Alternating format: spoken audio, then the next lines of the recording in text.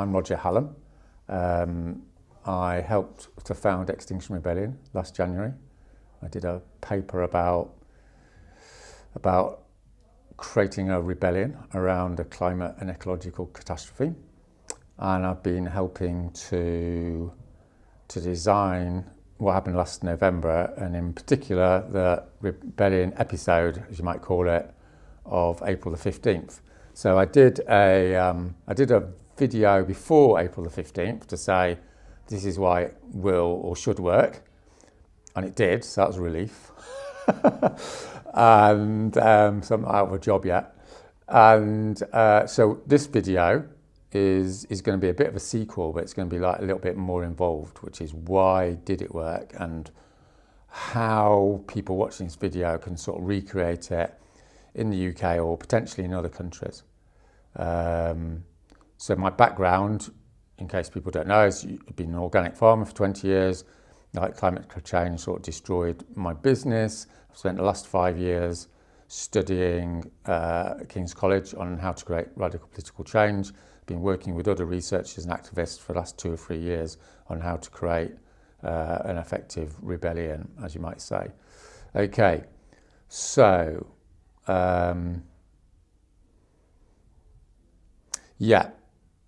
so my summary is direct action works.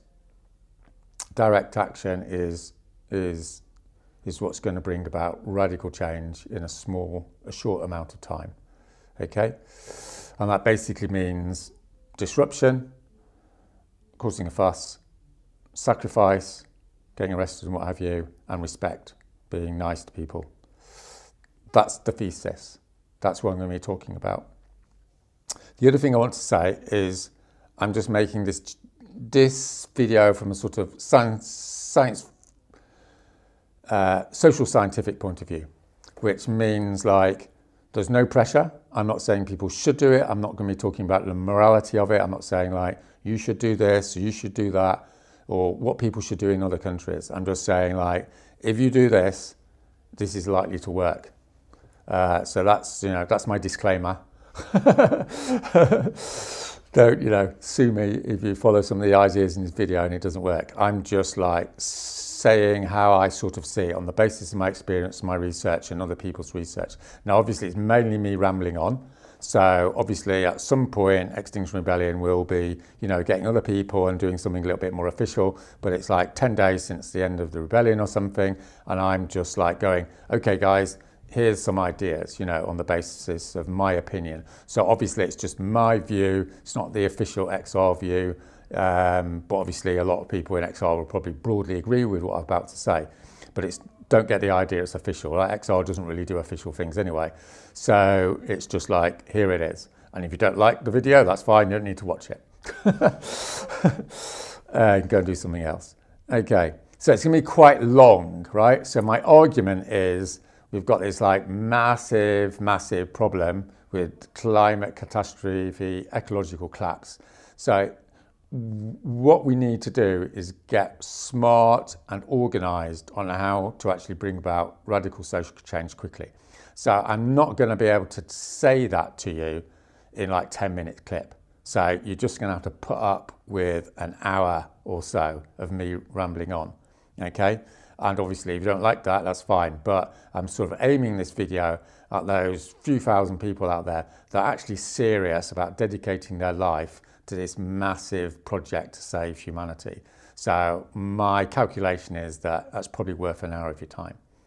So obviously, I'm going to give you a few leads about what to do afterwards. But I'm trying to go through like the fundamental things which make extinction work, as opposed to what's come before. That's going to be my argument. This doesn't work, this does, and this is why it worked. And I'm going to look at the 15th of April rebellion as a sort of case study, because everyone's talking about it and going, oh, that's amazing, we've got a meeting with Gove and, it was in the media and 1,000 people were arrested, wow. So the real question for like what you might call serious, rebels around the world is, so how did this work? How was it that it worked? And that's what we're going to look at in this video. So obviously, as I said, it's not the final word, other people have different viewpoints on it, but I'm hoping to nail some of the key elements of it. And those principles can then be used in your own context, in another country, or, in the UK, wherever, and you can apply them. And hopefully that's going to make you more effective. All right, so this is the next section. So I'm going to introduce you to a few sort of theoretical ideas, because a lot of people think you just go out and do stuff, but the act of going out and doing stuff always implies some theoretical assumptions, and they can either make you more or less effective. So arguably, these are some of the things where we need to start looking at social reality in a different way, and these enable you to basically understand better the things that are specific things I'm going to talk about. So this isn't going to be a big theoretical, ramble. I'm just, but on the other hand, theory is important. So I'm just going to go sort of briefly through a few things, and then we're going to talk about them a little bit more as we go through the talk. So the first idea is complexity. So this is, just a posh word for saying that things are quite complex and complicated. And that means that you can't really predict things. So anyone, comes along and says, oh, non-violence doesn't work, or, going to city centres doesn't work. They've got the wrong model. They've got what you might call a mechanistic model. This assumption that you can actually work out the future in the same way as you can work out a car engine or something. Like social reality isn't like that. It's so complex that you can't make exact predictions. But what you can do is what's called probe the system. So you can put something out and you get data back, and that gives you a sort of probability analysis. Do you know what I mean? You think, yeah, if we do that, it's likely to work, but you never quite know because it's too complicated. So that sort of makes us all a little bit more humble. So, if you're looking at this video and you're going, oh, that's rubbish. Well, that's mechanistic thinking. It might well be rubbish, but we don't really know. And one of the things that comes out of this is the idea of trying things. Let's try that. Okay, it probably won't work, but if it does, that's going to give us interesting data. So it produces a more openness and less dogmatic sort of, old style 20th century political dogma. This is the way, that's not the way. That's not what we're doing here. What we're doing is probing social reality to see what works and what have you. Okay, so that's sort of connected with this other idea of empiricism. So that's basically the idea of observation. So again, traditionally in radical politics, people go, they've read the books and they've decided that works and that doesn't work, or we should do that, or we shouldn't do that, or those people are good and those people are bad. And it's mainly because they've read all these books which have been written by these guys like 30 years ago. Well, my proposition is, maybe, but maybe not. Let's actually look at the situation. So for instance, like with the police, you might say, the police are like this, as if it's a static thing. Well, it's not really, because there's the police and then there's the police, if you know what I mean. Sometimes they're like this and sometimes they're like that. So, it depends on the social context. So the idea here is that, is to go out and observe. Let's try this. It's connected with the complexity idea. Let's go out, probe the system, get some data and have a look at it, and maybe something pops up, which you never thought of, because, we've just been reading books instead of trying things. And that's connected with this idea of sort of design engineering, as it were, which is, okay, so we try something, and then, it's sort of okay, but not that great, and then you tweak it, do it a little bit of a different way, and then you do it again. And this is a process. So instead of just going, sitting in a room and going, we're going to design a rebellion, it's going to be like this. It's like, no. What we're going to do is we've got an idea, we're going to go out and try it. And then, during it, we might tweak it a little bit, or we'll do it again and change it around. Yeah, another idea is that there's a traditional idea of politics, which is there's this political realm, where people do things because of their self-interest, they're sort of selfish or whatever, and they do it, they analyse things, and it's all very reductive and mechanistic and not connected with the rest of society. So for instance, politics is this and politics isn't that, right? Or that's just social stuff and this is politics, right? So one of the big ideas here is it's actually all mixed up. if you see what I mean. So one example is, why do people go to campaign meetings? Well, it's because they're concerned about climate change. Well, not really. They mainly go to campaign meetings because they might be sad and lonely, either consciously or unconsciously. So they're actually looking for people to be nice to them. So that's like a social thing, but it's in this political sphere. So it's a little bit more complicated, if you see what I mean. So a big idea of design in terms of how to create radical mobilisation is not to just look at the politics, but look at human needs and the humanity of social interaction. What do people want, and why do they like to have biscuits? You might think, you don't really see that in a political text, So this is a new idea of sort of bringing the human and the social and the personal and the interpersonal into the political. And that gives us a depth of analysis. We're actually looking at a wider field. And then another idea is the idea of balancing rather than sort of binary differences. So here, again, the traditional idea is that's wrong, that's right. Well, it doesn't sort of make a lot of sense. In a lot of discussions, when you get serious political design, what you're doing all the time is balancing. There's this logic and there's this logic, and everyone knows that people have these logics, this is this because of this is because of this, and they're convinced they're right, and they are right. The problem is that they're just in this little bubble of a particular logic, and there's actually another logic which is completely outside that bubble, which is true as well. So the name of the game is not to sort of choose that logic or over that logic. It's more like, okay, so how do we combine these together so that we get an optimal situation? And that enables to integrate them. And this is one of the fantastic things which we've seen in Extinction Rebellion over the last, 2 or 3 months, is this notion of collective intelligence. Quite often, because I'm often thinking, go into a meeting and go, this is the way to do it, and then suddenly someone comes up with, a really valid problem with it. And then someone else does, and suddenly you get all these different people with their different perspectives coming together, and you get this co-creation of something that's really amazing. And afterwards, you have to, it's a bit of a blow to your ego, but you have to sort of accept that, maybe my idea, it was half right? But it wasn't the thing, So this is the idea of balancing, and a lot of sort of practical social thinking over the last 100 years has all been about this idea. And of course, it's not a very radical idea. People love to be radical or reactionary. The notion of balancing is a bit boring. But in the nitty-gritty, as it were, of social struggle, that's what you're doing. You think, should we do this or do that? Well, maybe we'll do something in the middle. Okay, so all those are connected with, you can sort of see they're sort of connected. They're a new way of thinking about radical action design, as you might say. Then there's another sort of separate big thing, which is this notion, the idea that we're in a climate emergency. Now, one of the biggest problems, a lot of people will be watching this video, quite political, what have you, and one of the biggest problems is a lot of what's written about how to change the world assumes that one issue is the same as another issue. It's like, we've got this idea of how to get your message across, which is quite a postmodernist concept.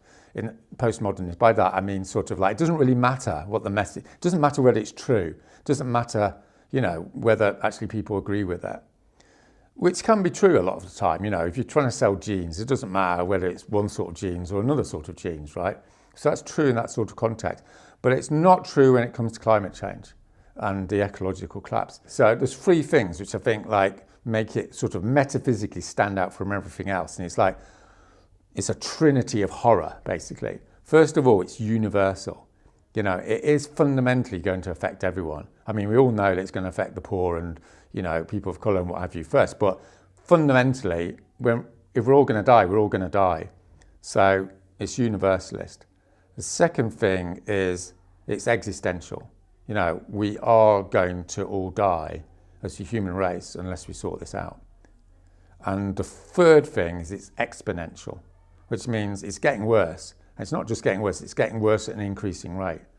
So it's off the scale bad because you've got all 3 things. It's everyone, we're all going to die, and it's getting worse. So that we need to keep that in the frame, right?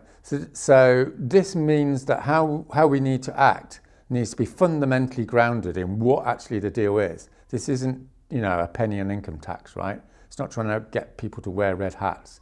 This is like a major thing. And as we come through to explain why we've been successful, a fundamental reason why we've been successful is because it's fucking scary, and loads of people are just shitting themselves about it. So it's not really much to do with us at all. It's just because we've just opened up the floodgates, as you might say. So we need to sort of bear that in mind. So those are some of the key sort of ideas that we're going to look through. So what I'm going to do now is just go fairly briefly through the basic theory of non-violence, and particularly the civil resistance model. So I've covered this in the video, on April the 15th, before April the 15th happened, but I'm just going to rehash it so that we sort of know what the theory is, and then we're going to go through April the 15th and that week and see how that panned out and why it worked, and we followed the theory, so hopefully it sort of did. So the fundamental element here, elements of non-violence, we've sort of narrowed it down. It's slightly simplistic, but there's 3 elements. There's disruption. So disruption basically means disturbing the society that you're in some way. And the reason for that is that's what gets attention, and it creates drama and what have you. Okay, so this isn't going on an A to B march or what have you. This is sitting the road, at least in the UK. Now, incidentally, we are going to talk about what it might be in other countries, because it might change, but we'll deal with that later. Okay, so the second element is sacrifice. So that's a bit of a tricky word, but at the end of the day, what it means is, you have to get arrested. Something has to happen which is going to affect your liberty or your material interests. And the reason that's effective is that people take notice of you because you're walking your talk. So you've got those 1,000 arrests, over the last fortnight. And it's oh my God, these people are serious. Okay. And then the third element is respect. So this is interesting because it's not just an ethical principle. You can look at it as an ethical thing. Obviously it's nice to be nice to people, but there's also quite a strategic thinking behind it, which is that if you show respect, it shows a certain inner strength. It's a bit we're strong, we're doing this, we're going to get arrested, and we're going to be nice about it because we're confident in our views. We don't need to start lashing out. And also, to the extent you do that, then you enable the opposition, as you might say, to save face. They're more likely to come over to your viewpoint. If you're giving them a hard time, then they're more likely to go, well, you sacrifice yourself, but you're being horrible to me, and I don't like you because you don't like me. So those are the sort of 3 key elements. Now, then we've got this specific sort of application, right? So you can do classical civil disobedience using those 3 elements in lots of different contexts. It could be a labour strike, it could be a hunger strike, it could be, it could be some sort of demonstration. There's a whole load of different things. But arguably, the most effective model is the civil resistance model, as we're calling it. So this has been replicated many times. So it's actually come up quite recently, in Sudan, and before that in Algeria, and I think a year ago in Armenia. And this is this idea of lots of people going to the capital city. So there's several different elements here. So the first element is lots of people. You need to have lots of people, well, not loads. So we're looking at, 10 or 20,000. Enough people to basically sustain mass civil disobedience. Ideally more, but you don't need 200,000. You just need in the tens of thousands. Okay, so that's the first thing. The second thing is this notion of the capital city. So the capital city is important because that's where the elites are, that's where the media are. So this has been a big change. One of the reasons we've been successful is you're there in the centre of London. Okay, you have to break the law. So this is the crossing the Rubicon thing, is crossing the law creates the drama. If you're just sitting there, doing a vigil or whatever, that's fine, but that's not really what's going to get the press and the publicity and the eyeballs and the nation looking at you. Breaking the law does. Has to be non-violent, right? So we're not going to deal with that much. We're going to assume that everyone's sort of broadly into the notion that non-violence works. And the reason it works is it makes it easy for people to actually enter into that political space. You know, if you just have to sit in the road, you can be 84 or you can be 10, right? If you're going to be throwing stones, then that's a different kettle of fish. Okay, then it has to go on day after day. So this is a new innovation. You can't just do it for the one day. It has to go on day after day, ideally 2 to 3 weeks. Definitely over a week. And the third thing, the last thing, is it has to be fun, or it has to be cultural. There has to be stuff going on that, you know, workshops, you know, music, what have you. All right, so on the 15th of April, off we went. So this was our little guidebook, those principles. So what I want to do is look at April the 15th as a little bit of a case study and see what happened and why it worked, and go into a little bit more depth. And there's a few new things that I want to introduce, you know, that I think worked, and a little bit things that I sort of learnt from it anyway. And so I'm going to go through a few key aspects of what happened on April the 15th and the run up to it, which I think are sort of controversial, as you might say. They sort of deviate from what you might call conventional wisdom in terms of organising a rebellion or organising mass civil disobedience. But they're things which I think actually led to its success. You know, that's my argument anyway. So they're things for people to consider. Now, if you don't do these things, it doesn't mean you're not going to be successful, but, you know, you're going to be less likely to be. And of course, if you do all these things, it doesn't mean you're definitely going to be successful either, right? This is a complexity situation. You know, you never can quite predict. It's a probability thing. So these things I'm going to go through are like the things that maximize the probabilities. So the first thing is about organization. So there's a big debate about like top-down, you know, command and control organization, you know, the archetype being sort of Leninist organisation, you know, central committee decides what to do, everyone runs around doing what they're supposed to do. And then we have like the other sort of dogma, which is horizontalism, which is, you know, everyone can do what they want and everyone communicates horizontally and, you know, blah, blah, blah. Now, the practical issue here is not sort of the ideology between those things. The practical thing is to like combine elements of both so that you have things are organised, but you also have people feeling autonomous. So in Extinction Rebellion, you have this general notion of holacracy, which is a bit of a problem word actually, because no one really quite knows what it means, and some people think it means this thing, but the general idea, the bottom line, is that people are semi-autonomous. So again, we're getting back to this concept of balancing. So usually, you know, when you have these two logics, again, the issue is to integrate them, not to sort of go, we're going to vote that one or that one. It's like, okay, so that's got things going for it. That's got things going for it. So what that meant was we had loads of working groups, you know, to sort out the toilets, to sort out, you know, the action elements, to sort out the press, to sort out social media. So these are all different groups. And then they're in circles, so there's lots of different groups together. One representative from each of those groups goes to a circle meeting, where an anchor meeting, and they tell each other what they're about to do, so that they can coordinate. But the important thing to realise is those groups are broadly working by themselves. They just take advice at the end of the day. So sometimes it goes a bit pear-shaped, but it enables loads of people to sort of buy into the process. So that enables like a high-level organisation with a lot of people participating. And a lot of people have said, oh, you know, this is really organised. How did that happen? And that's basically how it happened, is not to have 2 or 3 people trying to think about everything, and you don't have loads of groups just going, oh, you know, we're just doing our own thing. So that's the first thing.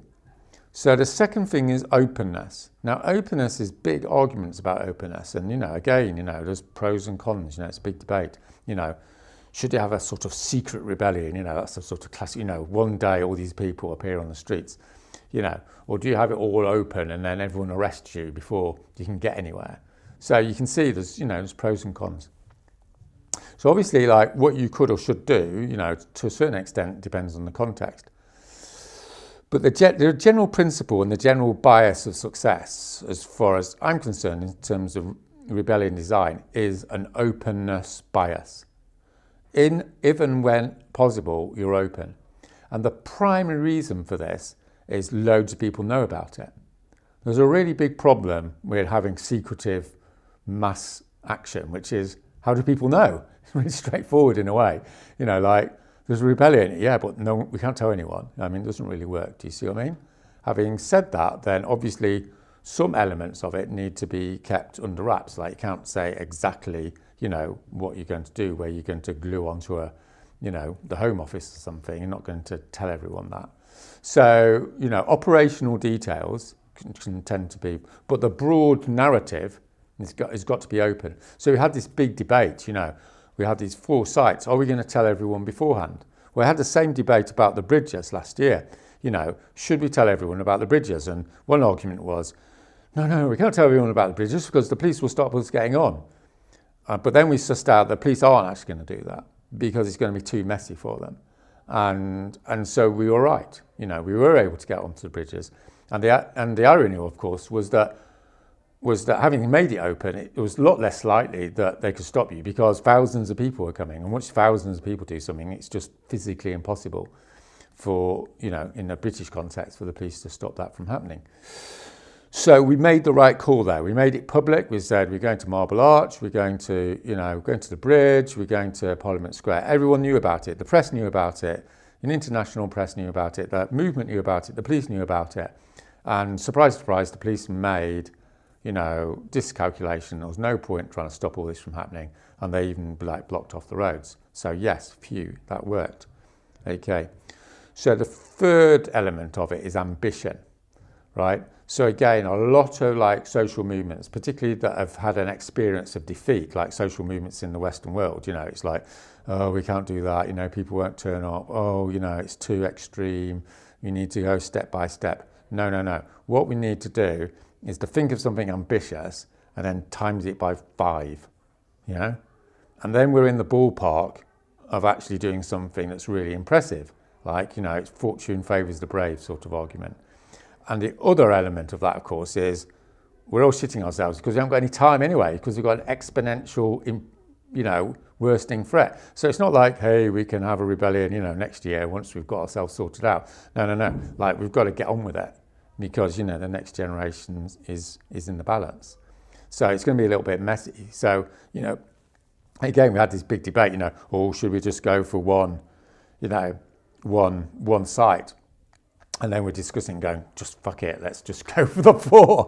And, I was panicking before. I was thinking, oh, God, only 200 people are going to turn up. And, it's going to be like, oh, right, okay, 50 people a bridge. So, but, that was the right call, right? So this is really important, talking to other countries. I talk to people in other countries and they go, oh, there's not many of us. And, oh, the police weren't allowed to do it. And, oh, it's like, just do it. Right? I mean, obviously you don't want to be totally reckless, but you want to be ambitious for the reasons I've just said. So I want to say a little bit about the police response, because this is a big area. Why did the police let it happen? Well, the short answer is you don't really know. So all those people out there that are going, well, the police let it happen because of this theory or that theory. Well, the problem with theories is, where's the evidence? So what we do sort of know is if we take the police's view at face value, is, they made a statement, which is people have a right to peaceful protest, where, sometimes it's worthwhile taking things at face value, not getting too analytical. They believe that people have a right to go and blockade a roundabout, because it's a peaceful protest. And the critical thing here is peaceful. Right? If it was going to be violent, that would be a different kettle of fish. I'd know for a fact that they'd be in with the riot police. So I think the critical causal fact here is non-violent discipline, which comes back to our theory, right? It's got to stay non-violent. So what we've done all the time is non-violent, right?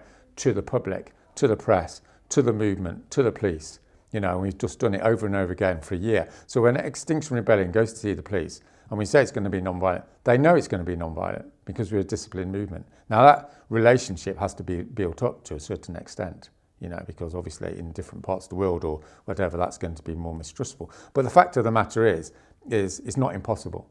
It might be difficult.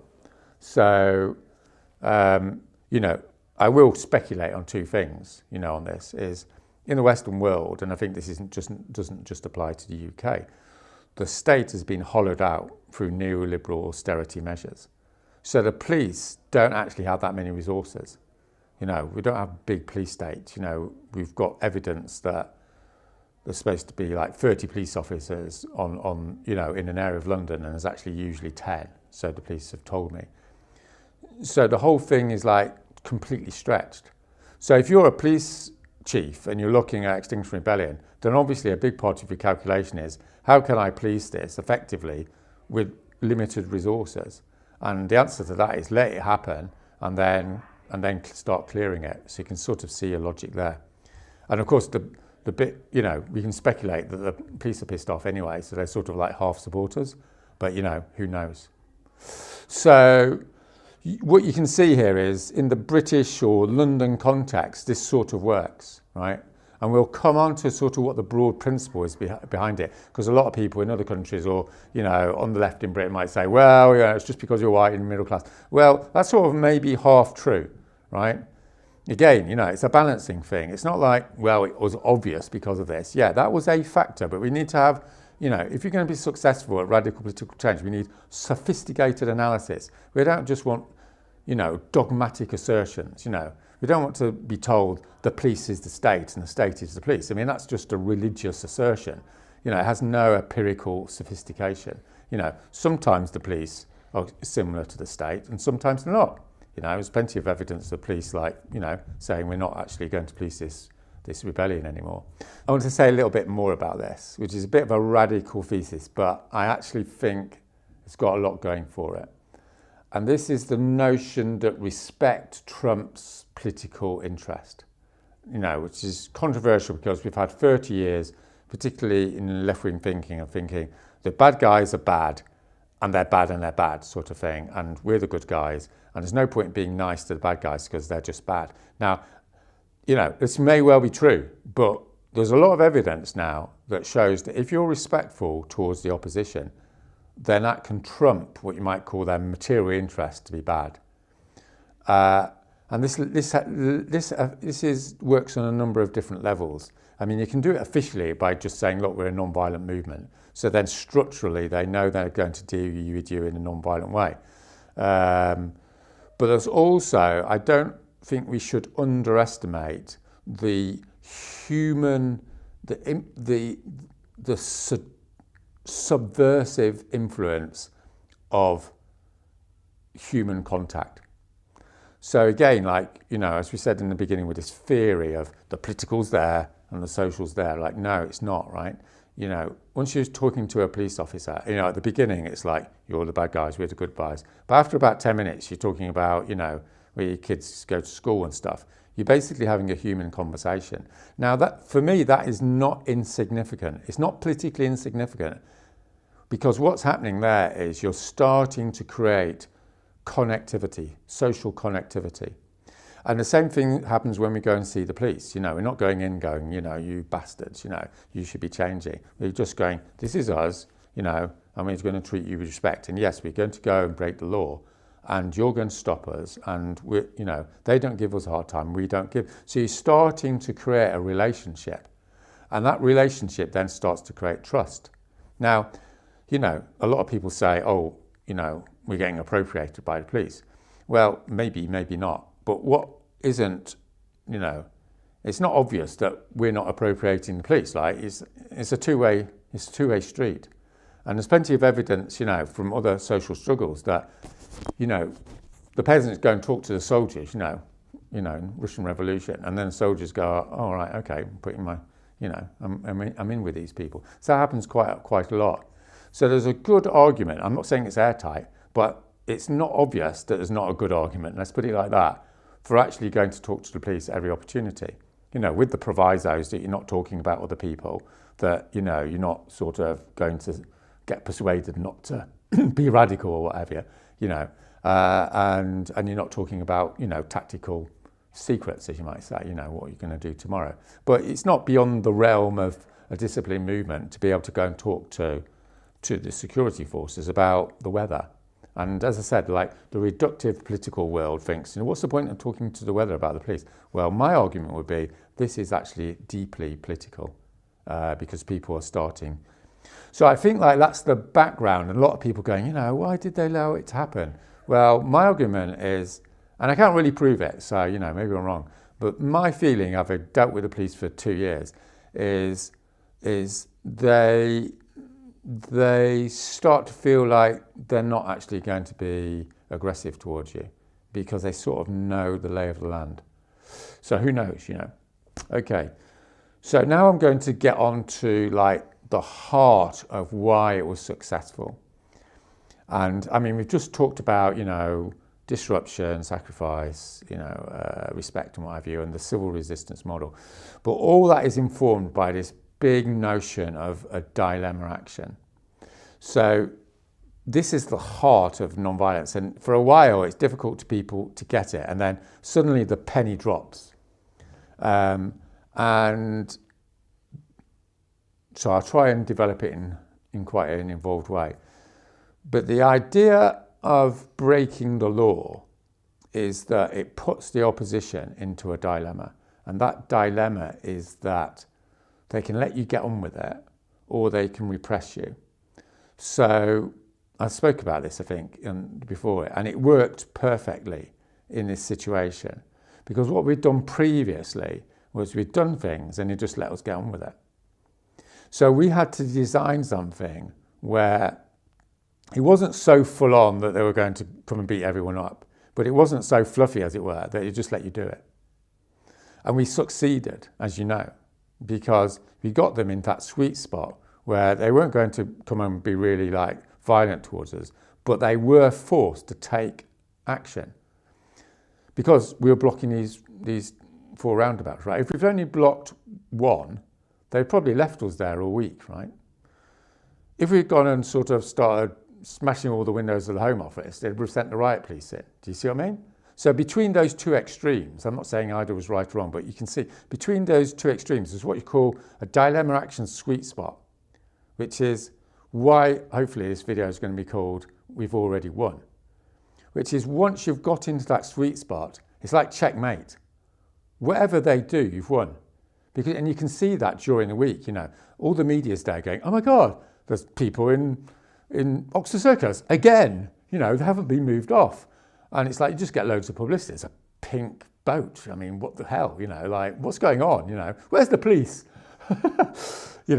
So that's great. You've got all this publicity, these weird people, they've taken over London. How audacious, how different, how interesting, how brave, courageous. This is a new world, they're taking over public space. No one's done that before. Oh my God, dum, dum, dum, dum. So that's good. So what's the other alternative? Start arresting you. Fine, start arresting, day one, 200 arrests, I was thinking, oh my God, that's it, they're going to clear us all. But like everyone starts going to the different places. And, by day 2, we've got 400 arrests or whatever. And it's like, oh my God, there's all these arrests happening. Day 3, there's 600 arrests, 800 arrests, 1,000 arrests. As I said in my previous video, once you get to 1,000 arrests, you're in the ballpark of a major political event. My prediction was correct. You don't need like 10,000, 50, whatever. But somewhere around 1,000, that's more arrests technically than any other civil disobedience campaign in British history. It sounds a bit grand, but it's in that ballpark, right? So that has a massive plus. So you can see whatever they do, we've already won. And this is like the amazing thing that enables that penny to drop, which is you can design a non-violence campaign where you've already won as soon as the ink's dried. So that makes everything, you can relax because whatever happens, you're going to get a win. And that's like very different to the sort of paranoid, defensive, stressy sort of political confrontation approach, which is we've got to get to this and they could remove us from Oxford Circus and then we've lost. So it's like this idea that we've already won is a central It's a central revelation yet. The old style idea is we've got to hold the space. If we lose the space, we've lost, and it's a defeat, right? Stressy, defensive, paranoid, failure, depression, all these things that social movements get into, or political forces. It's very much old style, 19th century, win-lose, male sort of, angry sort of thing. The beauty of non-violence is that once you've designed it right, you can go on holiday and relax. I could just go off because I knew it would work fundamentally. I mean, not exactly because it's a complex system, but we're in the ballpark. So I want to the penny drops when you realise that arrests is good. But I want to be specific about what I mean by that. I don't mean arrests are good in the sense that, there's some intrinsic value to getting arrested. It's like a lot of people say we fetishize arrest. It's not like we're saying arrest is some sort of elevated spiritual state or something. We're simply saying, from an analytical point of view, that if you get a lot of rest, you're going to have a political effect, right? You can fetishize anything and say demonstrations are great or not, but, the question is, do demonstrations work or not? That's that question. And the simple answer to arrest is, other things being equal, as a general principle, arrests basically create political change. That's all we're saying, right? I mean, some people love to be arrested, some people don't. That's not really the issue here. The issue is, in the context of a dilemma action, where if they leave you be on the streets, you've won, and then they arrest you, you've won.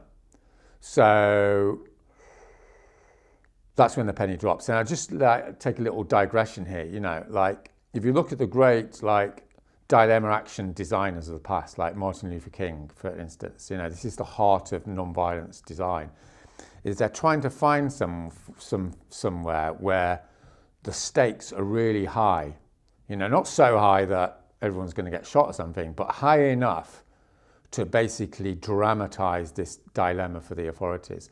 So in the film Selma, they do this campaign, people may have seen it. Martin Luther King goes into Selma and he goes into the hotel, and it's a segregation and what have you, and the owner comes along and he's going to shake his hands, and he approaches Martin Luther King and goes, hits him in the face, and he's knocked to the floor, right? So the old style thinking is, this is outrageous, this is racism, this is bad, we've been defeated, we need to get revenge, and then Martin Luther King walks out and he says, this is perfect, this place is perfect. So he's you see what I mean?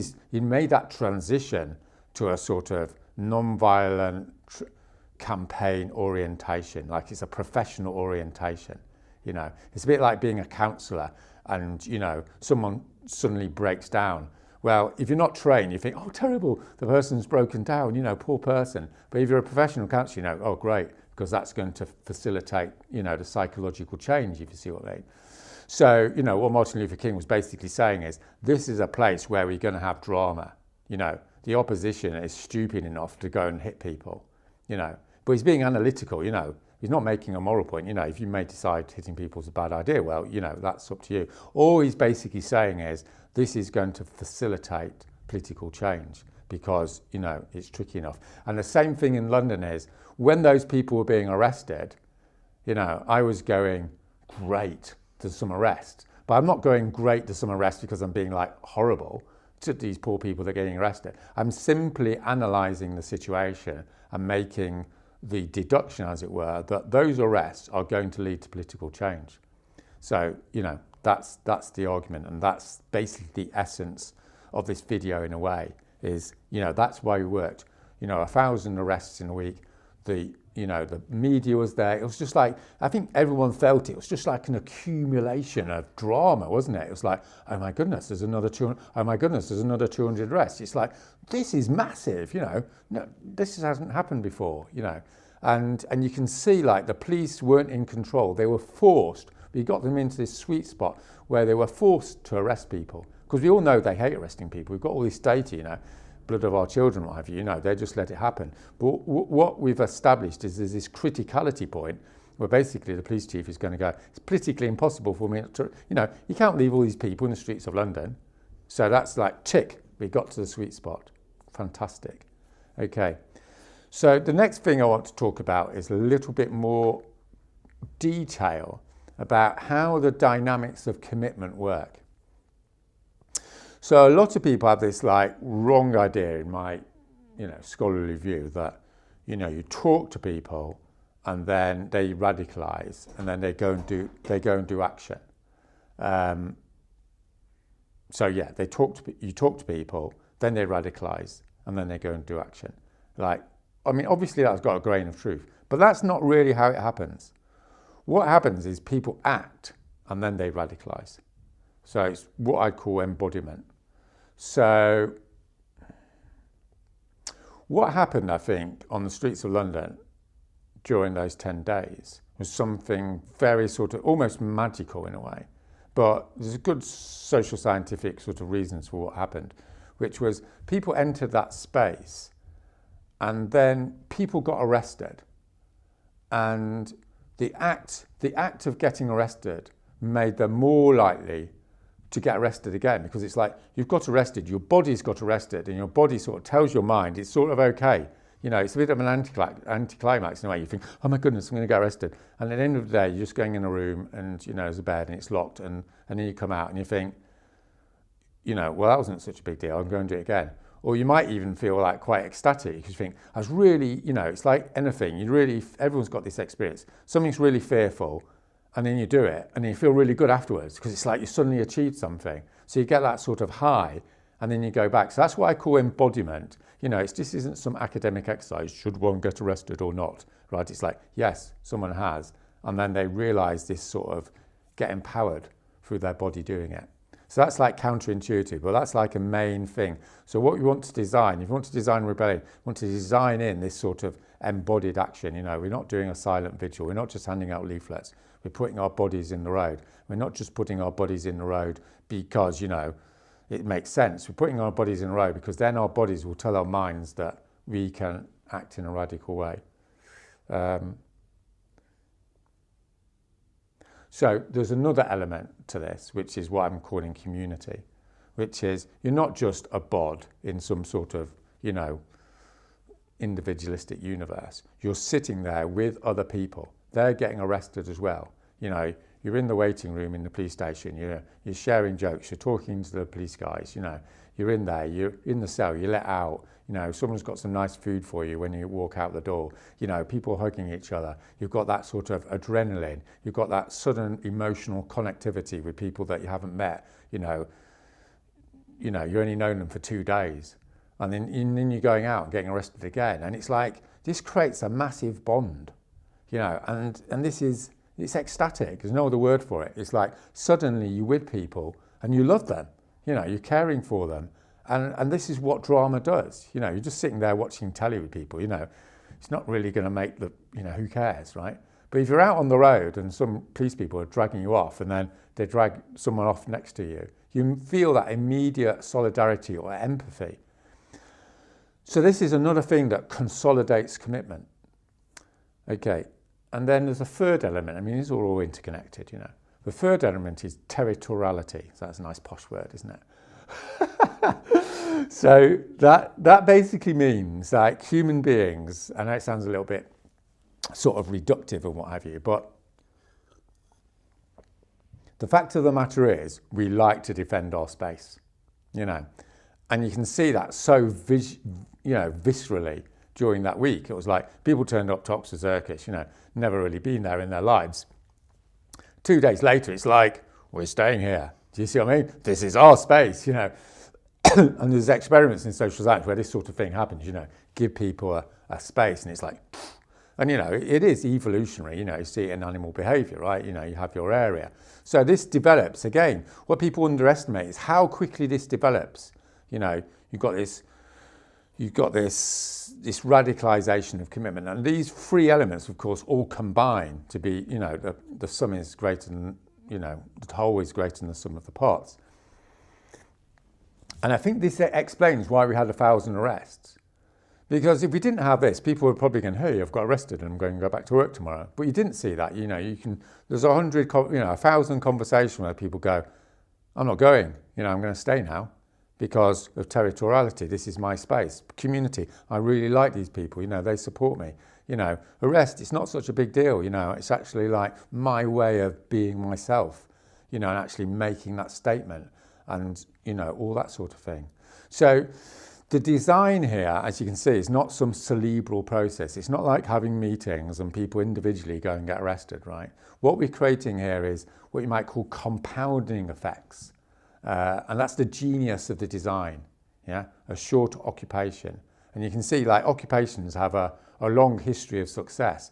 And that's not because of some, hey, we're just occupying the space. It's because of the territorialities, the community building. It's the experience of repression. And all these things, you know, create a sort of backfiring effect in a way. The more the state tries to repress it, the more people come in. So this is the essence of the civil resistance model in a way, is once you've created this space, once people are in the capital city, it's a bit like, we're here now, you know, we're staying, and other people are attracted to it. And as I've said, you know, and I think a lot of people that experienced those 2 weeks had these conversations where people said, this is the best 2 weeks of my life. You know, I mean, not just one or two. I mean, I must have been hundreds of people saying that. And why is that? You know, this is important to understand why, because, you know, the neoliberal theory of existence is there's costs and they're bad and you avoid them. And then there's benefits like watching telly, you know, which is nice, and you do that. But it's just completely inadequate explanation because it completely contradicts the empirics, right? The observation. So again, this comes back to the observation. You know, there's lots of like left-wing dogmatic sort of viewpoint, which is, you know, conflict with the state is bad and you're going to get hurt and that's bad and you're going to lose your liberty and that's bad. You know, it's a dogmatic assertion. If you look at the observation and the empirics, like, sure, there's plenty of examples where people get hurt and, you know, bitter and, you know, get stressed and what have you. And there's plenty of examples of people becoming more whole, becoming more generous, empathetic, powerful, feeling their own, you know, their own ability to change the world. And, you know, life-changing experiences. As, you know, you can't deny it. You've just got the empirics there. You know, you've got those 300 conversations or whatever it was where people were going, hey, this was the best 2 weeks of my life. And this connects again with this point about climate change, is you've got this big, you know, you've got this massive, massive threat. People feel so powerless about it. And then suddenly you've got this avenue, you know, to actually make a statement, you know, a statement of power. And that's enormously vitalizing, you know, and that's where you get the ecstasy from. It's like, for the first time in my life, I stood up. And not only did I stood up with other people, and I suffered for the cause, and I defended my space, you know. It's the Holy Trinity. You know, that's it. You know, if you want to design like a rebellion or revolution, you want all those elements in there. And then, you know, off you go. Okay, so I want to say something about levels of commitment. So again, if people are watching this and they're thinking, oh, right, this is great, you know, what happened in London? We want to design this. So the idea here is you've got this bulk activity, which is go and occupy public space in a city, you know, and stay there, right?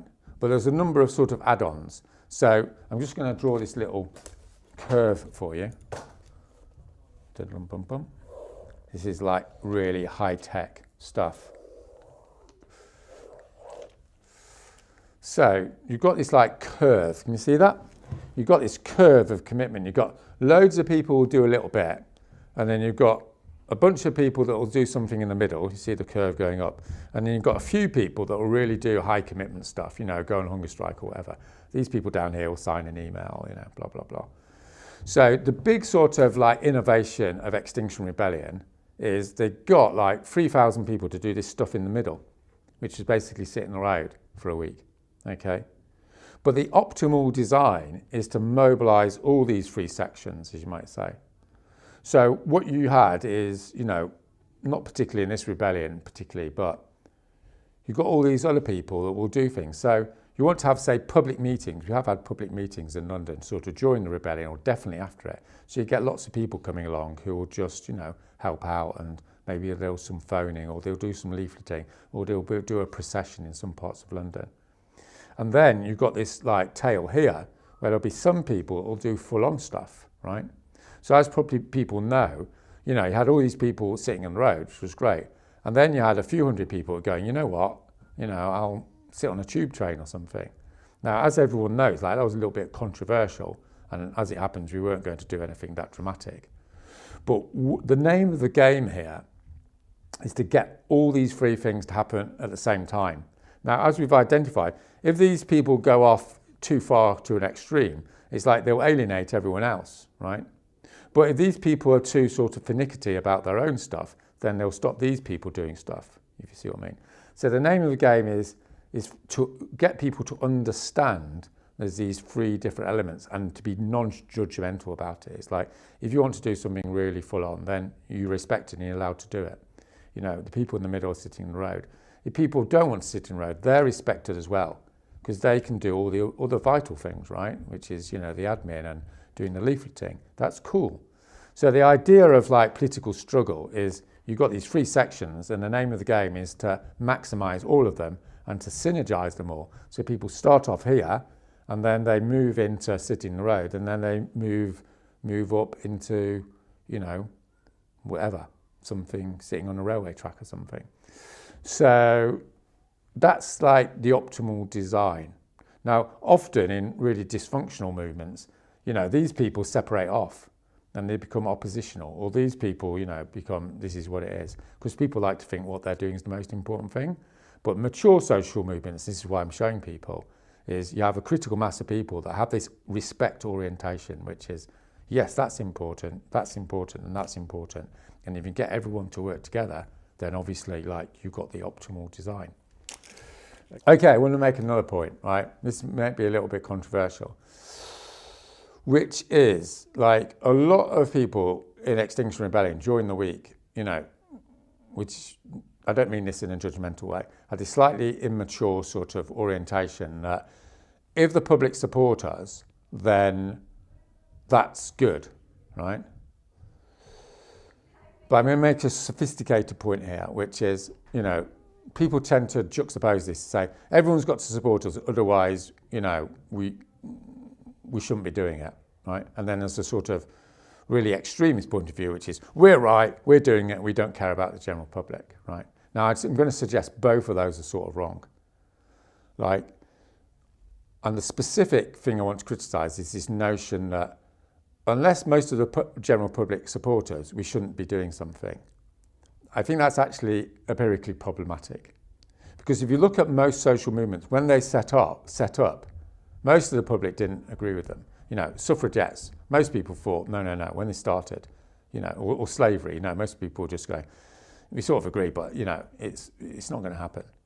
Women's vote, women are inferior, that's just the way it is, But what the suffragettes were saying is, I don't care, this is right, this is fundamentally right. So the same with the civil rights movement, Martin Luther King, 1961, everyone thinks he's terrible, but what the civil rights movement was going was that actually we're right, and they had that confidence, you can't treat people in a really bad way.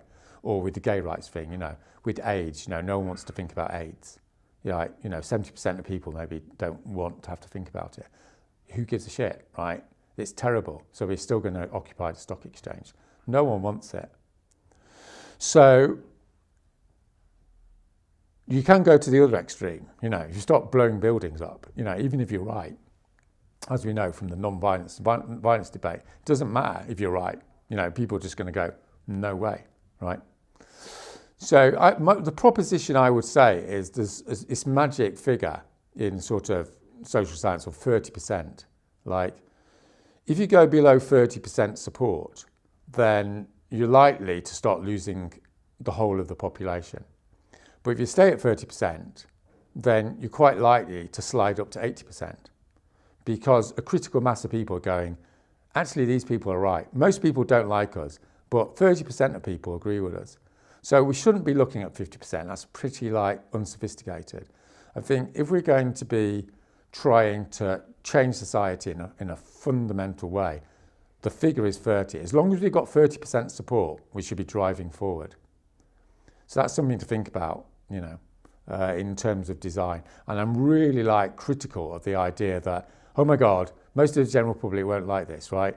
If that was the case, Martin Luther King, suffragettes, they never even got started. You know, you've got to believe. The fact of the matter is we're going to die if climate change happens, right? So, you know, maybe the public's wrong. It is possible for the public to be wrong, you know, in terms of where we're going. Okay, so I want to say a little bit more about this, which is this notion of where the truth is, right? So I think why the suffragettes were successful and Martin Luther King was successful and the gay rights movement was successful was they were making a proposition which was actually right. Now, you can argue about whether it was actually right, you know, in some ultimate sense, or whether it was just intersubjectively right, i.e. like if people properly sat down and thought about it, then they would agree it was right. And so what that means is you should do political action which makes sense if you are right. So if you are right, it makes sense to close down London. Do you see what I mean? But if you're not right, then it doesn't. It's not going to be effective. So this comes back to the sort of anti-postmodernist idea. You know, if it's a postmodernist idea, it doesn't really matter what the issue is. But the fact of the matter, it does. So I'll give you two examples. Like with abortion, right? You know, some people think abortion's terrible. Some people think it's right. Like it's quite a polarized debate. Like no amount of sort of direct action is necessarily going to convert those people because there's profound, like, you know, value differences, right? And a more extreme example is getting people to wear red hats, right? If you want everyone to wear red hats, right, it doesn't matter how many times you close down London. People are going to say, you know what, I'm not going to wear a red hat, okay? I don't care how long you're going to close down London. But with climate change, it's like, it's universal, right? So this comes back to actually analysing the issue. You know, you can't do this on something where low, but with climate change, there's no argument, right? It's universal. We're all going to die unless we get this shit sorted out. So this is where non-violence comes into its own. You know, it's like forceful, and it's going to make this change through disrupting people, because people are disrupted and they think, you know what, my day's been disruptive, but actually I know these people are right, and the disruption actually forces you to make that change. Okay, so I wanted to say something about the end game. Now, a lot of political people just are always obsessed with, you know, what comes at the end, which is sort of fair enough. But the problem is you don't really know, right? Because you've got this complex system. And although that's going to like really annoy them, from a practical design point of view, it doesn't actually matter, you know, because the way to maximize the probability of a great outcome is to say, you know, it requires the same thing, which is go and find that sweet spot, you know, and design a non-violence campaign that will get the opposition into that sweet spot where if they repress, you've won, and if they let you do it, they've won, right? So I'm not going to make big comments about, you know, well, broadly speaking, what we know now is 1,000 arrests, you know, equals the meeting with Michael Gove. You know, that sort of gives you some sort of ballpark. So, of course, a lot of people are a bit silly and they say, well, you know, it doesn't work because you only got a meeting with Gove. Well, that's a little bit silly because, you know, obviously if there was 10,000 people in the street, then that might get a meeting with Theresa May. It just stands to reason that the more disruption, the more political power you're going to get. So it doesn't disprove this methodology of change. It just means you haven't done enough of it, right? It's a bit like saying a 3-day labour strike doesn't mean labour strikes don't work. Right? No. Like labour strikes do work, you know, as a general rule, but you have to do them for quite a long time. So that's a little bit of a silly way of looking at it. And then there's this other idea that, oh, we've won, you know, this was fantastic, you know, April the 15th, 1,000 arrests, fantastic, you know, the Labour Party declare climate emergency, you know, Conservatives don't block it, you know, we've won. Well, that's like, from the opposite, you know, that's equally silly in a way as well, because obviously we haven't. You know, there's no way we've won. I mean, it's just like postmodernist sort of posturing, right? It's just like, hey, this is what politicians do all the time. It's like, oh my goodness, I've got, you know, it's terrible, these people are like, you know, hassling me. So you just tend to agree with them and then hope they go away and then just forget about it, right? So oldest routine in the book.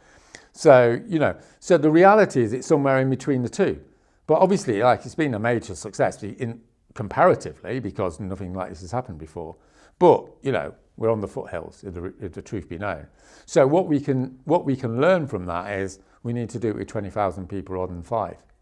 So that would be my prediction. Once you get to 20, you know, you don't need like 100, but 20,000 people, the police are going to be, you know, in the ballpark of going to the government, actually, we don't want to deal with this anymore. You know, you need to have a political resolution. We're not paid to arrest 20,000 people, you know, dum, dum, dum, dum. And if people doubt that will happen, then again, you know, you're empirically on dodgy ground, because it's happened loads of times in recent history. You know, it's the main moment at which, like, radical change happens is when the security forces and the police just go, nope, we're not doing this anymore. You know, we've had enough. So I want to say something else about another issue. So I'm dealing with all the criticisms. So the next issue, I think the Peace News people said this, and, you know, it was like, so where's your demand? You know, there's no point in making these great highfalutin demands, you know, like it's going to lead to disappointment. People are going to get disillusioned, you know, they've got arrested 10 times and then you go and see the government and nothing's happened. It's all fluffy, you know, they've just made statements, you know, where's the concrete result? Okay, so this point of view, again, it's got a lot going for it, right? It's a particular logic. But again, like I said at the beginning, the name of the game in direct action design is to integrate logics. It's not like that one's right and that one's not right. So there's another logic, and I call this like the Occupy logic, right? And again, it's not like, you know, it's not the only thing in town. But the Occupy logic is to have this big sort of statement, you know, inequality is bad, you know, we're being screwed by the 1%. We just want to make this statement. We want to get it out there. We want people to talk about it and discuss it and internalize it and feel emotional about it. And we're just making this big cultural change. And you can see with Occupy, it did have this massive effect. And, you know, there's no question about it. It changed, you know, the global conversation. And at the same time, like, where was the result? You know, where was the intermediate demand? So a solution to this, I would propose, and I'm not saying this is the last word on the matter, is you need to have this. One of the great things about the broad, you know, demand sort of idea is it brings everyone on board. If you have an intermediate demand, everyone starts arguing about what it should be. So that's a downside, right? So we know intermediate demands are good once you've got them, but how do you decide? You know, should it be no third runway at Heathrow, you know, end of fracking? No. So what Extinction Rebellion has done is similar to Occupy, which is it's just said we're over this shit, you know, and we're going to go down to London. We don't really care what we want particularly. We're just like making. I mean, we've got these broad free demands, but it's like the main feeling is just we're just over this. Now, that enables loads of people to come in to the system because they can project their own political egos onto the movement, if you see what I mean. You know, they've got their little thing that we're going to stop fracking, but, you know. So that's good. So I would propose, like, in order to create political power, you have to have this broad demand initially, right, in order to get the mobilisation. But then you should pivot to having intermediate demands. So once you've got enough power, then you can go for an intermediate demand. And then, of course, as the intermediate demand people say, an intermediate demand is fantastic because you've actually got a concrete win. Once you've got a concrete win, you have this thing called demonstration effect, which is everyone goes, oh my God, they've stopped the third runway at Heathrow. Fantastic. And then people come in again. So you can see, like, you know, there's pros and cons. It's not like we're stupid. It's not like we don't know that intermediate demands are really important. It's more like there's just other logics, and arguably that's what we should do. So we could say, you know, I'm not saying this is going to happen, but we could say our next action is we're going to, you know, close down Heathrow for 2 weeks. And we're going to have an intermediate demand, which is no third runway. And arguably that would work because we can get 2,000 or 3,000 people down, and, you know, maybe the government's going to, you know, have some face-saving way where they just go, look, you know, this just isn't going to go ahead.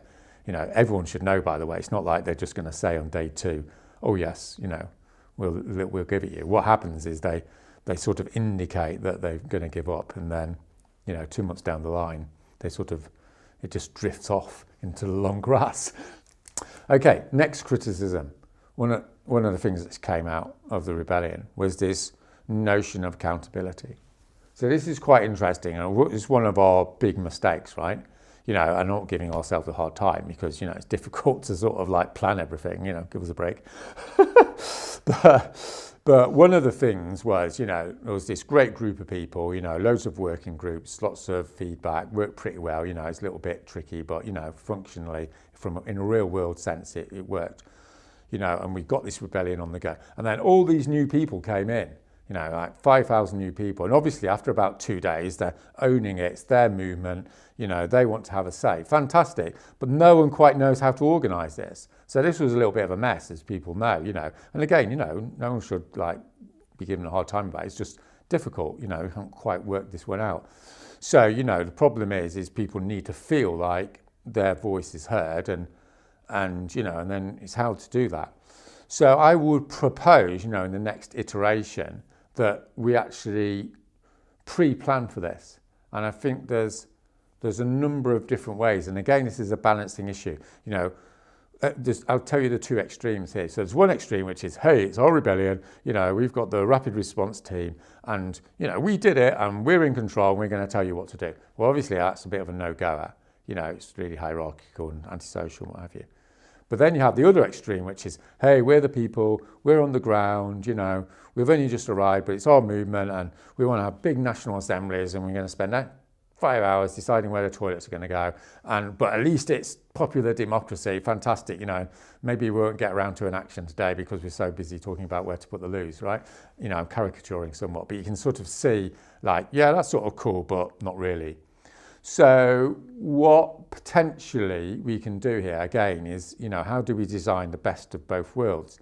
So there's a few ways here. Yes, we have like a general assembly and then people select, say, 10 people from each site to have a face-to-face meeting with the people who are actually running the show, as you might say.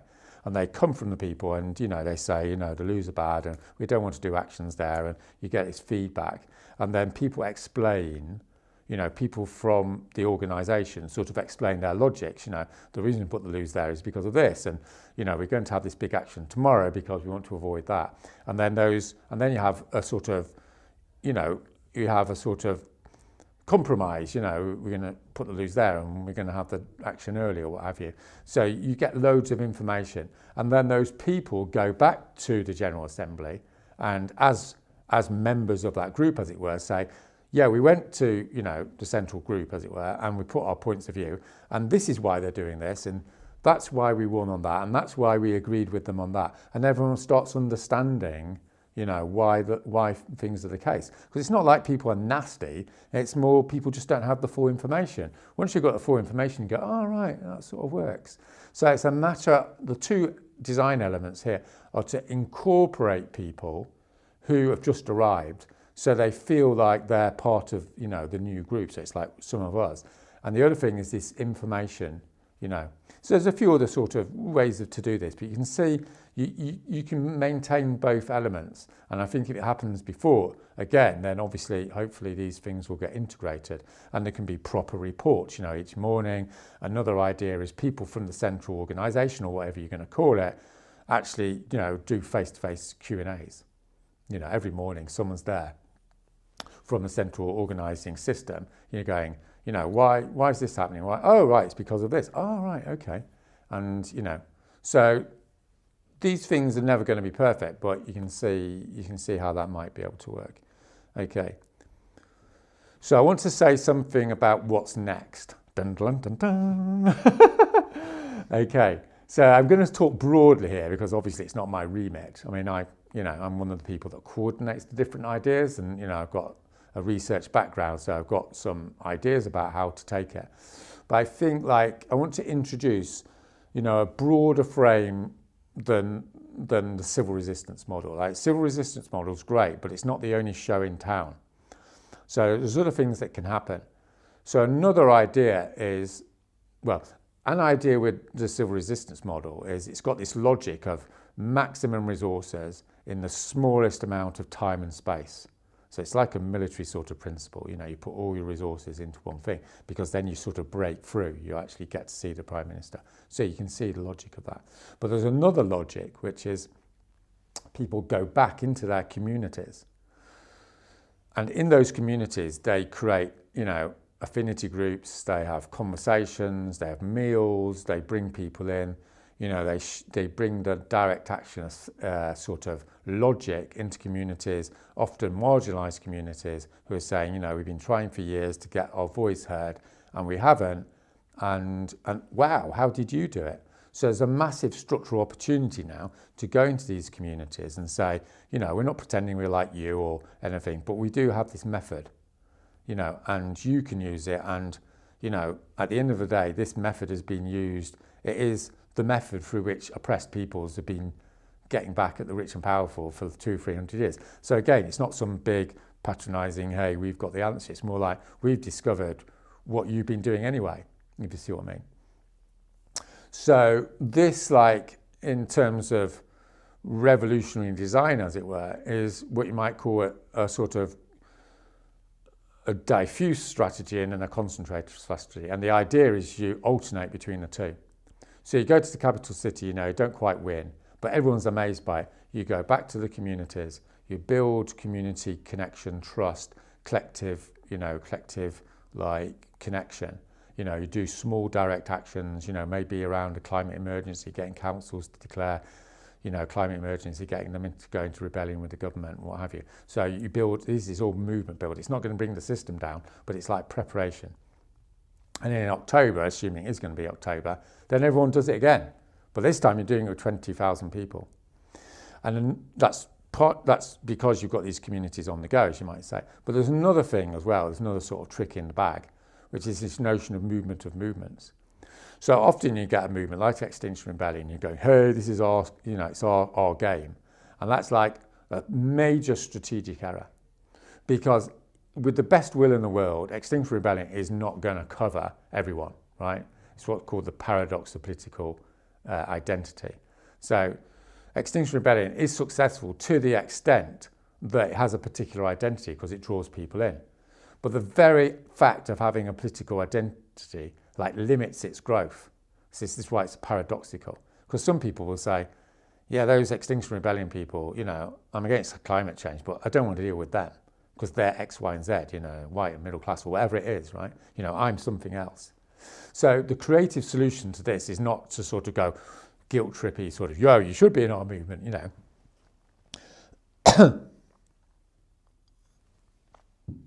You shouldn't be going, you should be, it's not some Leninist vanguard, it's not like if you're not with us, you're against us, that's all old thinking.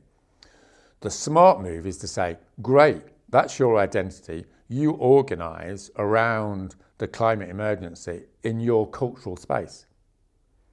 So an example might be vegans, for the sake of argument.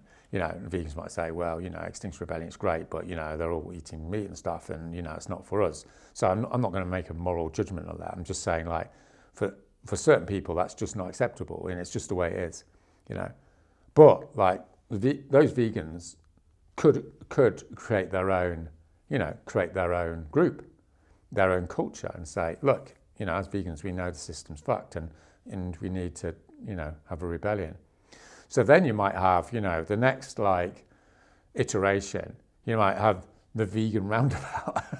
I know it sounds a little bit weird, but, just as a naff example, So those guys go there and they do their thing. Now, obviously there's red lines, which has to be non-violent, has to be respectful, has to be agreed that on the main aims. But the nitty gritty of it, the nuts and bolts, they can be organised in their own space. So you can see how this could go, that you have this alteration, you do the concentrated thing, go back, build the movements, people create special interest groups, doctors against extinction, whatever, vegans against the end of the world, bum, bum, bum, and then everyone comes back in their colourful diversity, as it were, and you've got lots of different groups. And that's what's going to arguably get us to the tipping point. So lastly, I want to say something about other countries, right? So this is another issue around how to design non-violent rebellion in other countries, which is basically what you're really saying there is countries where the police are more nasty. So you might as well deal with the issue head on. So the first thing to say is, I'm just going to give you some information as a social scientist. I am not suggesting anyone should do anything. People have to make their own decision. If I say, it'd be good to sit down in the street and that might lead to injury or even death, I'm not saying that people should do that. It's not my role, obviously, and it'd be ridiculous for me to suggest anyone should do anything that will put themselves at risk. But my role, as I see it, is to say, if you do this, obviously people may get injured or even die, and it may also win.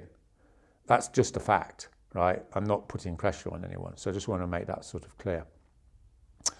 So I want to say two things about how civil resistance works in countries where arguably or in actuality you've got a more repressive state. So the first thing is this sort of funny thing, I guess, about, it couldn't happen here. So we've talked, I've talked to a number of different countries and people have said, well, Roger, it's great what you're doing in Britain, but it couldn't happen here. So this is similar to the Serbian guys. So there was a Serbian revolution and they got rid of Milosevic in 1990 something. And, it was amazingly successful, non-violent discipline, lots of people in the street, blah, blah, blah. Great. And everyone around the world was going, fantastic, what happened in Syria was amazing. So they set up this little consultancy, and they were going around the world and people, going, hey, mass participation, civil disobedience, this is the optimal design. And people were going, in Burma or Egypt or whatever, they'd be going, that's great, could happen in Serbia, but it couldn't happen here. And what they were saying is, actually, that's not true. Maybe it is, but probably not, because it basically does happen in lots of different places. And the reason why that's true is, and this is a really difficult thing to say, but, it's just the fact of the matter is the backfiring effect, the sort of dilemma action becomes more acute and potentially effective the more repressive the state is. Now, we all know that if the state's repressive, it can repress a rebellion at an early stage, and that's the end of it. So we're not saying repression never works. Obviously it does. A lot of the time the state, is successful. That's why it's really difficult to overthrow repressive states.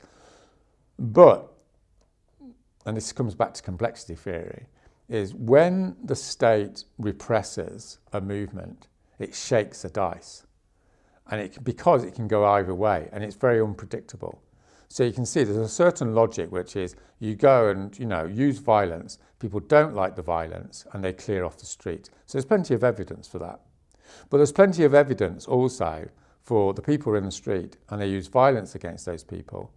And then people see that being enacted who belong to that cultural group and they feel solidarity and empathy and rage and what have you. And they come onto the street. So it backfires. So no one's quite worked out what the dynamics are because they're quite complex. But what we can say is it's not immediately obvious that repression works. It's not immediately obvious that repression doesn't work either. So what we do know is if you don't have a rebellion, you're going to get to shake the dice. So again, people have to decide if they want to have a rebellion or not. It's not for me to say. But what is for me to say is if you do choose to have a rebellion and the police repress you, then that's not necessarily a bad thing, in inverted commas, in terms of rebellion success. So that's just an analytical point to be clear about. Now, obviously, a lot of people, watching in other countries might go, well, yeah, that's great, Roger, but we don't want to do it. And I'm going, fine, it's your call. Or they may decide to do it, But let's decide they don't want to do it because, quite rightly, they're scared and, there's no judgment there. So there's another strategy, which is what you might call sort of sweet spot analysis, where you're trying to create a dilemma action. Now, central to non-violence theory is the notion that there's always a sweet spot. And this sweet spot is where, I'll backtrack a little bit. In non-violence theory, a central idea is that the oppressor can only oppress to the extent that the oppressed cooperate in that oppression. Now, it's quite a dodgy idea in some ways, but the fundamental point is you always have the option of not cooperating.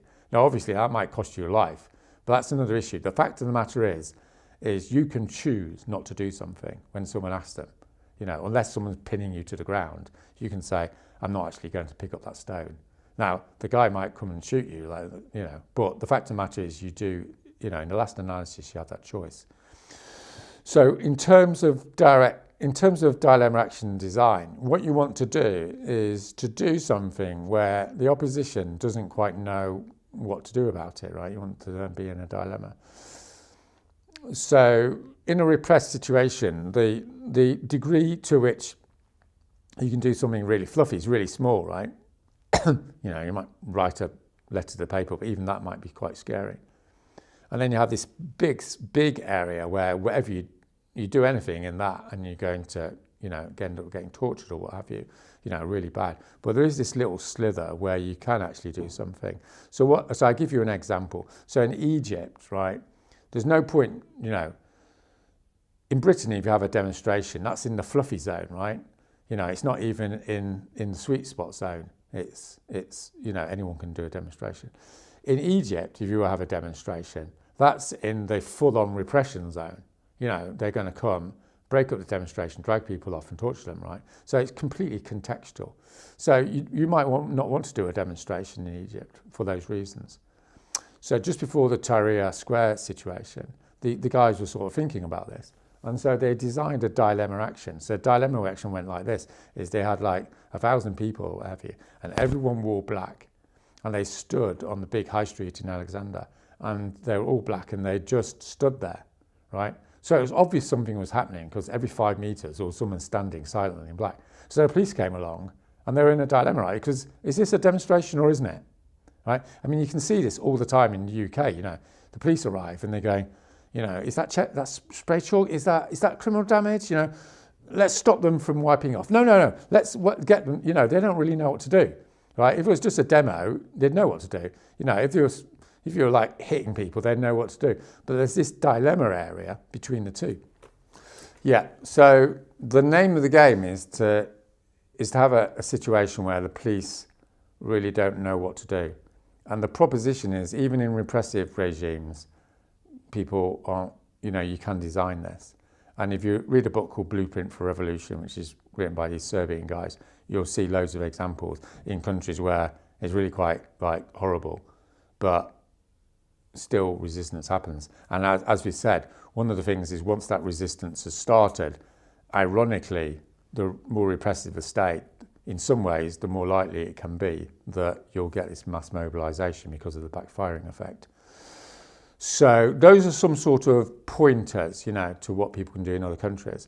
And the last thing to say about other countries is another thing that comes up is, you've got thousands of people in the UK, and we've only got 50, and it's like, fair enough. So what I've been saying to people is obviously you need to get out and talk to normal people and get people, do the science, and people, crying in the meetings and going, oh my God, this is terrible. Then you sign them up to do civil disobedience and what have you. And my feeling is, I could be wrong with this, but my feeling is once you've got to 500 people that are willing to break the law, in the States, let's say, or Canada, then you go for it. Because you want to create this alternation effect, right? So it's not like, hey, you can organise, but you can organise too much and then people trail off because there's nothing happening. Or you can just have, great claim sort of actions and 5 people turn up and they go, well, this is rubbish, and nothing happens, and then they tail off. So between those, again, it's a balancing thing. So the balance is probably like, as soon as you've got 500 people, you should be blockading the centre of New York, let's say. And obviously it's not, it's not a major, the system isn't going to collapse. But you're going to create a spectacle and you're going to have a demonstration effect. And then in that city, New York or whatever, people are going to come to the meetings because they've seen it. They've seen it on the telly, they've seen it in the local news, seen it on the internet. People have talked about it. Oh, did you see that? It was 300 arrests in downtown, that hasn't happened for 20 years. And then you get like your 4,000 or 5,000 people come in. And then 3 months later, you've absorbed those people and you say, right, we're going to go out now with our 2,000 people. And so that brings you up to April the 15th, London scenario, which is substantial, historic, but it hasn't actually done the job. So then you do the third iteration when you've got the 20,000 and that does the job, whatever that might be. That's where you're going to get Heathrow cancelled, where fracking, you're actually going to get substantial intermediate demands met. And maybe you need like 50,000 to bring in a new political system. But the point here is not to get like dogmatic about organisational action. Do you see what I mean? The balancing, the design challenge is to iterate. You know, we've got organisational phase, action phase, organisational phase, action phase, and then to do that well, you know, to have lots of absorption, as this phrase goes, after the action. You know, you've already got the meetings organised, you've already got the biscuits on the table. You know, the sign-up sheets. Okay. So that's it. I mean, I've run through quite a lot of things, and obviously there's people in Extinction Rebellion, other than me, who've got quite, you know, different take. But, you know, broadly, what I've said to you is how Extinction Rebellion operates in my view. And, you know, there's other things that can be said. So the thing to take from this video is not just to sit there and go, oh, that's interesting, you know, but actually to create this mobilisation process. So there's no excuses. That's my message to people watching this video. You know, Erica Chenoweth said this, you know, who wrote Why Civil Resistance Works. You know, in the 1960s, she said, you know, they had the autobiography of Gandhi and the Bible.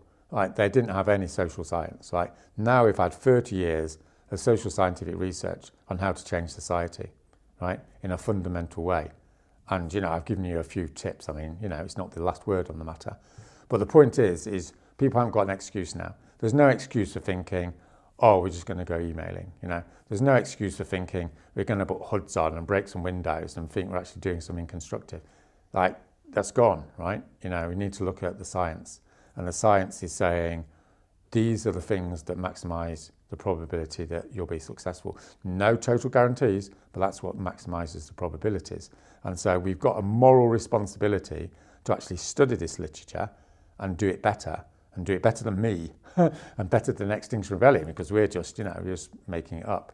You know, we're just giving it our best stab. And I'm sure some other people will come along and do it better. And the last thing I want to finish on, of course, is the climate catastrophe, you know, which is, it's really easy, and you see this over and over again in movements, you know, and particularly in the climate change movement, is everyone gets obsessed with, you know, how many people are having meetings and whether we're going to do it at that day or that day, you know, just becomes some sort of project. And that's what burns people out, because it's just like, you know, it's just a load of work. And we need to continually remember what we're doing this for, which is for our kids, you know, and for the next generation and for the natural world.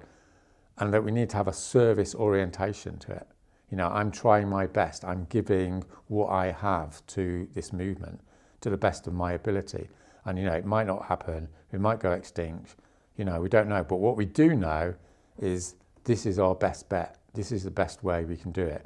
And then we can at least die happy, or at least with some self-respect of going, well, you know, we tried the best strategy. We weren't messing around doing something that we actually knew didn't work.